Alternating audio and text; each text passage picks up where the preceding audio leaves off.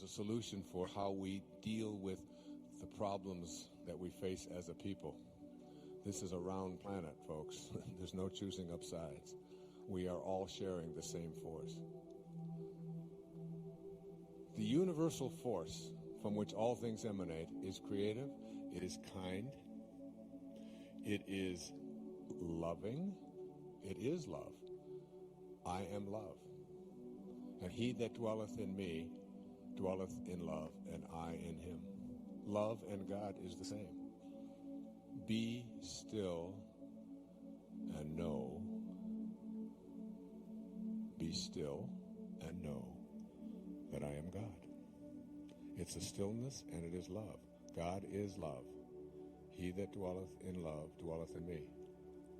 So the universal field couldn't be something that has hatred in it. It wouldn't hate what it would create, would it? It wouldn't create something that wasn't a part of what it is. It is loving. It is beauty. The universal field from which you emanated is beautiful and only brings beauty into this universe. John Keats, the most famous Victorian poet of the 19th century, who died at the age of 24 and a half, in Ode on a Grecian Urn, said words that I didn't fully understand, even though I'd written an entire book about called Wisdom of the Ages years ago, about some of the great poets. And I quoted this one. I didn't understand it until I wrote The Power of Intention. He said, beauty is truth, truth, beauty. That's all you need to know on earth, and all there is to know. Truth is what we demonstrated with Linda. Truth is, the body comes from truth, and it is beauty. And if you see it as ugly, you have left the universal field. You have left God. It is creative, it is kind, it is loving, it is beautiful, it is receptive to all, it is abundant, endlessly abundant, endlessly abundant. There is no limit to it. You must be in the same field as that from which you emanated in order to understand intention.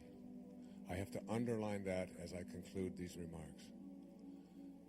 When you are in rapport with that from which you were intended, when you are in a state of creativity, a state of kindness, a state of love, a state of beauty, a state of receptivity, a state of abundance, when you are in those states of consciousness, you have joined the field from which you originated, and intention and you have become synonymous. And anything that you put your attention on with that rapport has to materialize into the physical world. It has to, because that's how everything is created.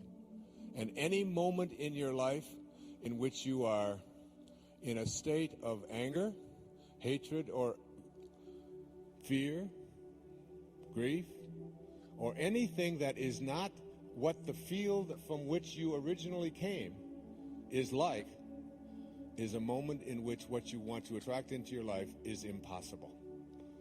You have a choice. You can either be right and live by your ego, or you can be kind. You can either be angry or you can be love. And at every moment, in 10 Secrets for Success, the 10th secret says, wisdom is avoiding every thought that weakens you. Back in the 18th century, there was a practice in the world called slavery going on. And there was a man named John Newton who was 22 years old, and he was a slave captain, ship captain. And he was bringing a load of human cargo from Senegal in West Africa to South Carolina, 125 human beings, to be sold into slavery in this hideous and nefarious practice that was so widespread in the 18th and early 19th centuries in the world. And John Newton was in the midst of a storm, and he thought he was going to die, and he was going to lose his life and the lives of all of the people on this cargo in the ship. And he took out an envelope, and on this envelope he wrote down the words to a song. He said, "I once was lost, and now I'm found." It's in a moment that we call an epiphany, a moment in which we reach something called siddhi consciousness, a satori, they call it in Japanese, a satori, which is an instant awakening. And he realized in that moment, as he was writing these words to this song down on the back of this envelope, that what he was doing was in violation of the universal mind from which he originated, that it was against the laws of the universe to treat any other human being or any other creatures of life, period, in these ways. Remember what Patanjali said: when you become steadfast in your abstention of thoughts of harm directed toward others, all living creatures will cease to feel enmity in your presence. Birds, butterflies will no longer have any fear of you. Such was the nature of St. Francis and Jesus and so many of the great spiritual masters. Now the storm passed, and he survived, but he looked on that piece of paper that he had written these words on, and he turned his ship around, and he went back to Africa, and he released the 125 people that he had in those holds, and he went back to England, and for the next 55 years, until his 77th birthday, he became the most ardent abolitionist in the world, speaking out against the evils of slavery. In one instant,